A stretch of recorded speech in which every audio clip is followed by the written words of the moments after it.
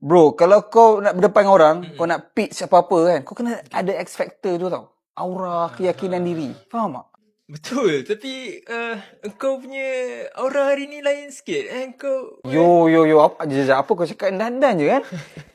Thank you mention. Sebab ni, nampak tak ni? Ni adalah Cuff punya perfume tau. Yang ni Cuff Humbling Forest EDT. Okay. Serius dah gila kau kena bau sekarang.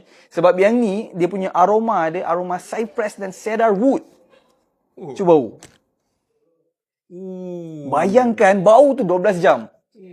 Terangkat tak terangkat? Baik. Yo, kalau tu kau rasa baik, kau kena bau ni. Ni adalah Cuff Revert Oud EDT.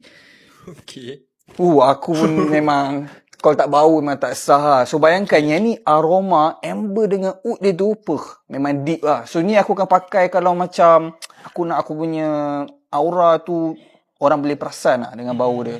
Sebab dia lebih kepada serius dan nak bagi orang notice lah. Okay. Ini lebih kepada macam man punya Yeah. Macam aura dia apa benda pula cakap pasal perfume ni. Tapi by the way lah, memang aku selalu pakai Cuff punya perfume ni.